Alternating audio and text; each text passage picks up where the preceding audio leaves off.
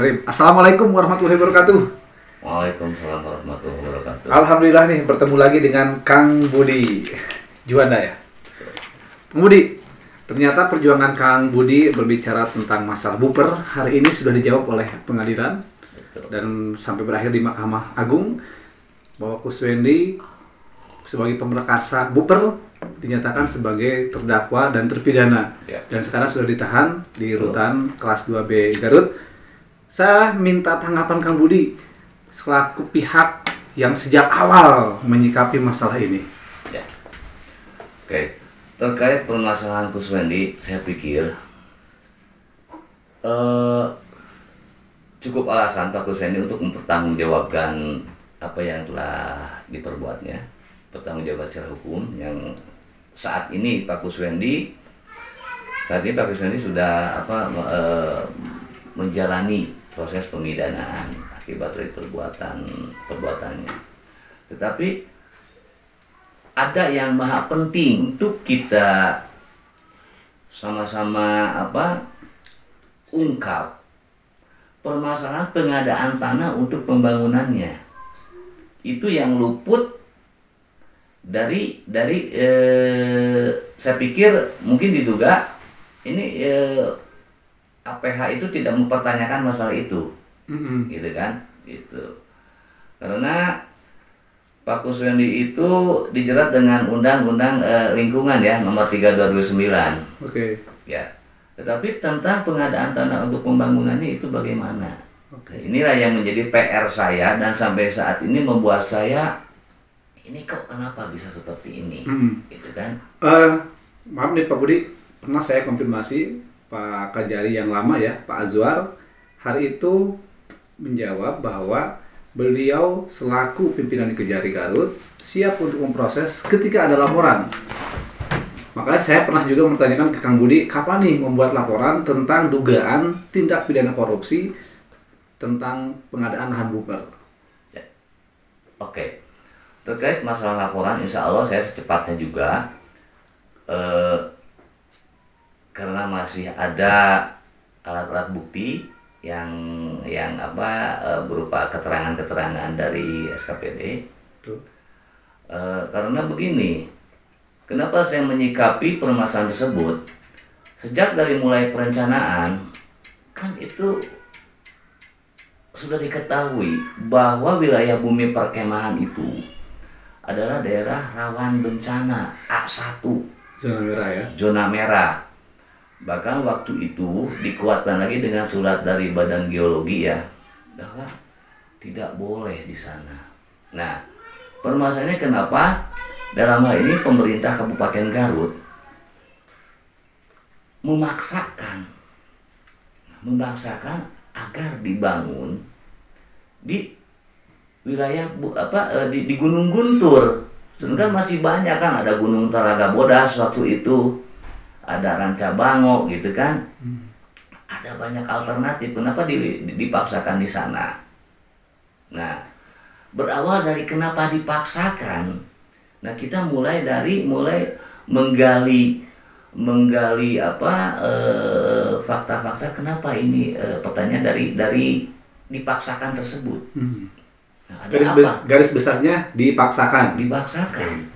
Kenapa itu dipaksakan? Itulah yang mungkin ada lembaga institusi yang lebih berwenang untuk mengungkap permasalahan tersebut. Okay. Kami hanya sesuai dengan tupoksi kami mengawasi dan melaporkan, begitu Pak. Oke. Kalimat mengungkap dipaksakan ya kan? Kira-kira pihak mana yang diduga memaksakan pengadaan lahan ini? Ya kalau berbicara pihak, ini banyak pihak. Banyak pihak. Legislatif, eksekutif ya, DPRD dalam hal ini, karena dalam menyikapi perencanaan itu diadakan rapat dulu di Banggar. Di Banggar kan ada semacam rapat. Badan Anggaran DPRD. Badan Anggaran Risalah, rapatnya mana? Sampai saat ini saya dulu pernah mempertanyakan masalah minta risalah rapat tentang pengadaan lahan bumi perkemahan Ke DPRD. ke DPRD bagian risalah ya kalau nggak salah sampai saat ini, dan ya kami belum pernah menerima risalah rapat tersebut. Belum mendapat jawaban. Artinya ada apa? Kok tiba-tiba jo ada gitu, jo ayah anggaran teh. Tanpa mungkin diduga ini apakah ini tidak melalui proses rapat penganggaran atau apa. Ini yang akan kita cari tahu. Terus dari unsur eksekutifnya, kan ini ada panitia pengadaan tanah nih. Nah, menurut keterangan waktu itu saya pernah meminta keterangan dari bagian aset ya, bagian aset DPPKA, bahwa untuk pengadaan tanah tersebut melalui konsultan. Ya, konsultan karena ini ya mungkin karena di bawah 5 hektar oleh konsultan. Konsultan yang mana sampai saat ini tidak memberikan hasil kajian daripada kajian daripada hasil pekerjaan konsultan. Nah, itu saya pikir harus turut bertanggung jawab. Harus turut bertanggung jawab. Nah, dimulai dari DPR-nya itu kita mempertanyakan masalah risalah rapat tentang pengadaan bumi perkemahan itu ada enggak gitu kan. Oke. Artinya mekanisme yang sesuai dengan perundang-undangan, Kang Budi sampai saat ini belum mendapatkan jawaban. Belum mendapatkan jawaban. Tahu-tahu sudah dibeli, dibangun, ada kesalahan pada AMDAL, Dibui kan itu. Persoalan dasarnya, persoalan awalnya sampai saat ini menjadi pertanyaan besar. Betul. Kalau misalkan DPPKA terus kemudian DPRD tidak memberikan jawaban yang diminta, artinya apa? Artinya ya dalam konteks undang-undang keterbukaan informasi publik, artinya dia sudah melawan hukum terhadap undang-undang tersebut. Karena ini sifatnya bukan rahasia, bukan informasi yang rahasia.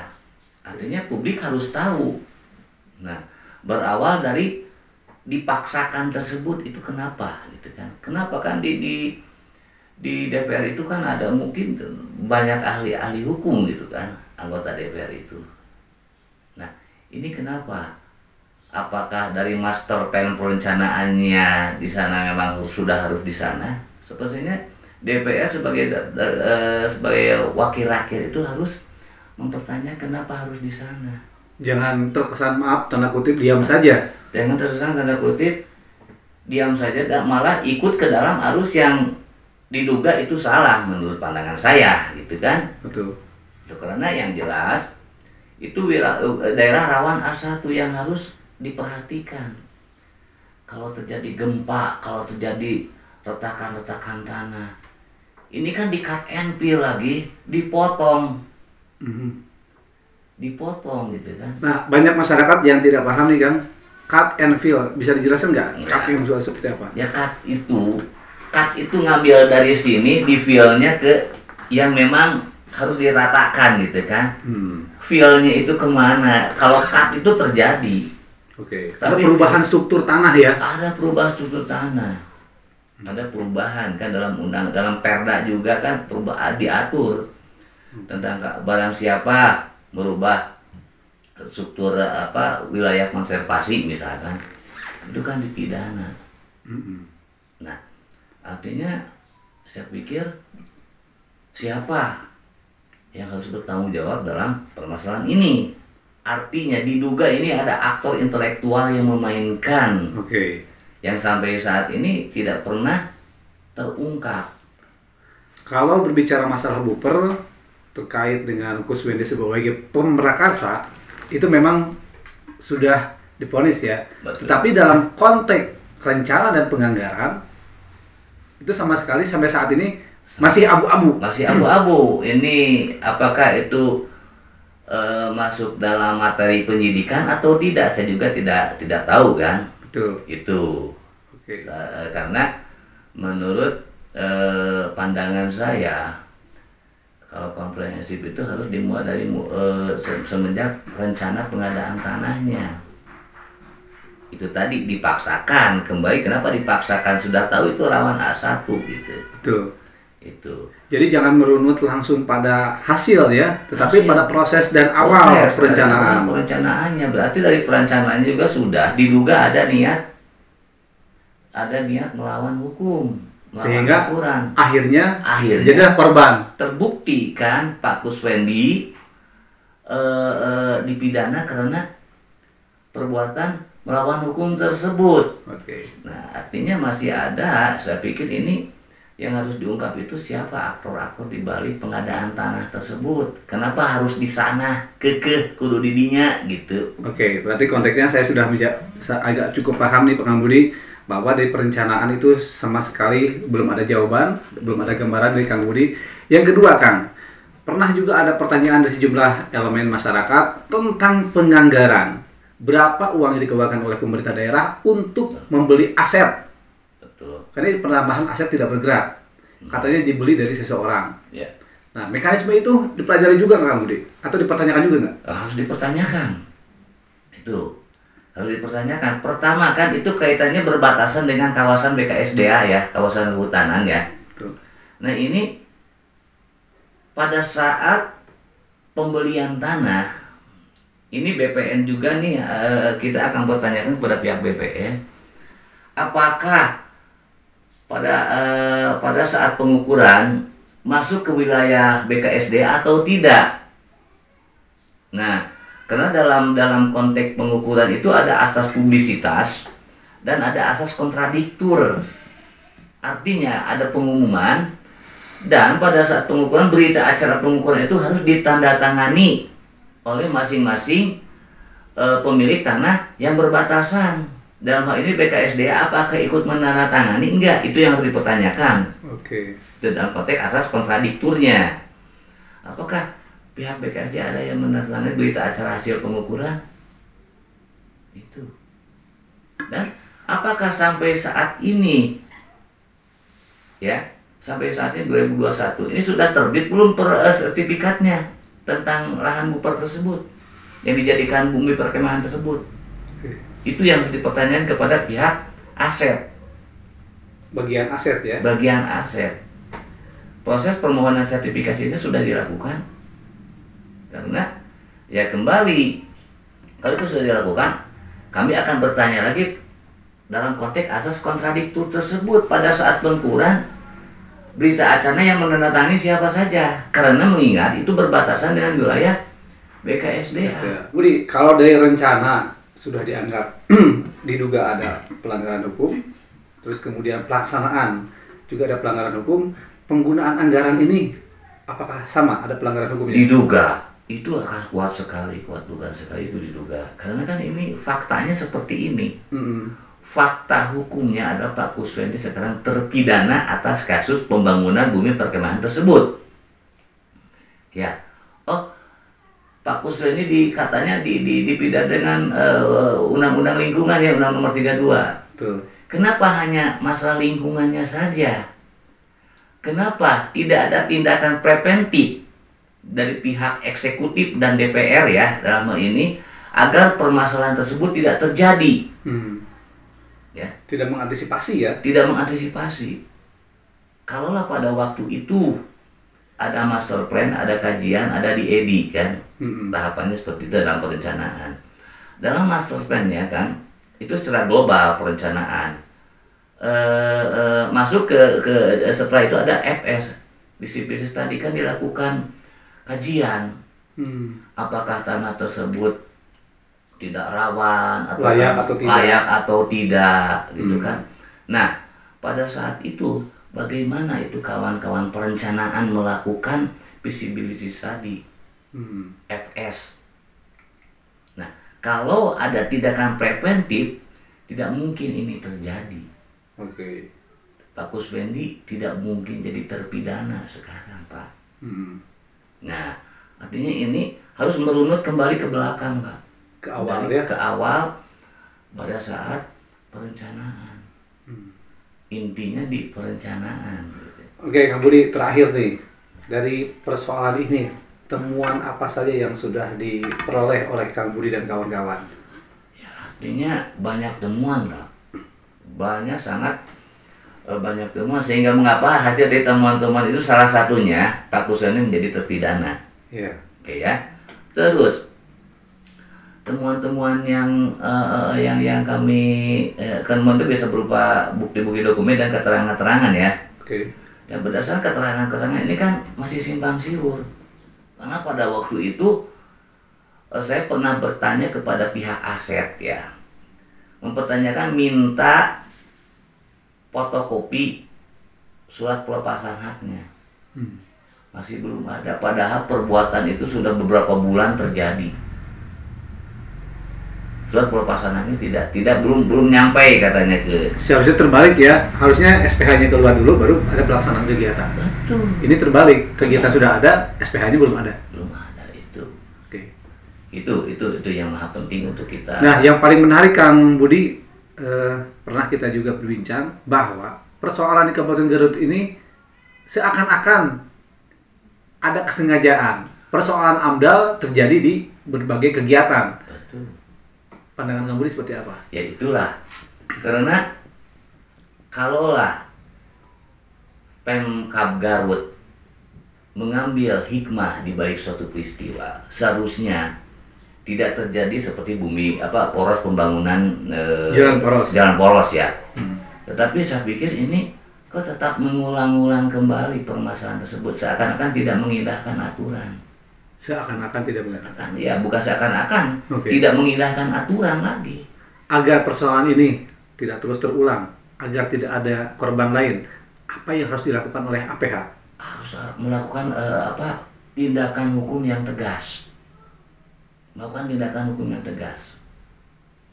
Itu agar permasalahan ini menjadi efek jera bagi siapapun para pelanggar hukum. Itu. Oke.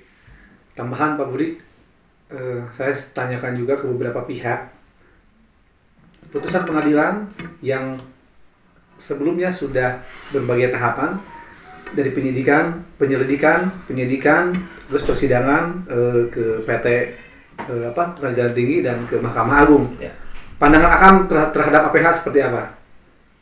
Ya, dalam hal ini saya apresiasi juga terhadap APH. Artinya ada hasil, ada pekerjaannya ada hasil, bisa mengungkap suatu peristiwa ya. Meskipun menurut Pak Bupati kemarin kalau nggak salah di media bahwa putusan hakim atau apa ya, katanya lucu gitu kan. Itu lucu bagaimana itu kok putusan resmi yang dikeluarkan oleh lembaga negara. Ini lucunya sebelah mana gitu kan? Kok kenapa ini eksekutif memandang lucu pihak yudikatif? Lucunya sebelah mana? Itu kan jelas inkrah putusan. Ya apapun juga dengan latar belakang eksekutif seperti apa, tapi itu kita harus menghargai putusan pengadilan. Tidak lucu menurut saya. Mereka pasti menggunakan keilmuannya ya, tidak asal-asalan menetapkan satu peristiwa. Nah ini kenapa sampai ada statement katanya lucu gitu kan? Kalau nggak salah gitu ya. Betul. Kalau ini lucunya sebelah mana? Ya saya pikir itu harus bisa, kelucuannya itu harus bisa diperjelas sebelah mana lucu biar masyarakat tahu gitu kan. Betul. Biar clear ya. Biar clear gitu. Biar jadi pencerahan atau pencerdasan. Betul. Artinya yang lucunya dari aspek yang mana. Betul. Itu saja. Ini suatu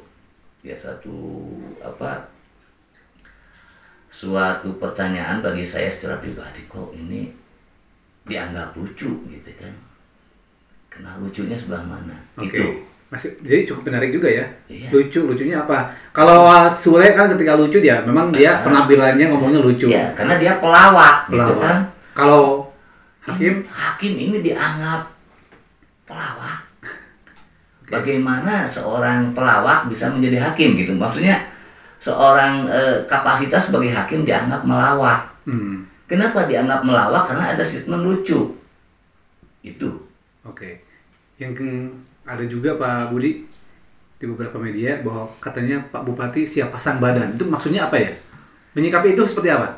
Ya, kalau pasang badan seperti itu ya pasang badan dalam konteks apa? Faktanya itu sekarang yang dipidana itu adalah Pak Kuswendi. Pak Kuswendi, Bukan Pak Bupati. bukan Pak Bupati, gitu kan? Oke. Fakta sekarang itu Pak Kuswendi. Nah, maka dari itu kita kita coba mencari fakta hukum untuk mengungkap kasus tersebut. Siapa aktor intelektual di balik itu? Begitu. Ini tugas saya secara pribadi, mungkin tugas masyarakat juga secara umum. Oke. Ada dari penutup Pak Budi, ada yang ingin disampaikan untuk Bupati dan DPRD mungkin? Ya, untuk khususnya Bapak eksekutif lah yang terlibat dalam masa pengadaan tanah agar berhati-hati. Jadi jangan sampai pembangunan itu mengundang masalah baru atau pembangunan itu menyingkirkan gitu kan.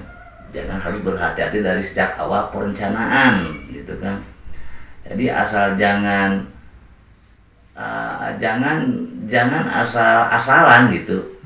Itu. Terus DPR juga sebagai wakil rakyat, tolong fungsikan peran DPR sebagai pengawas, gitu kan, sebagai wakil rakyat.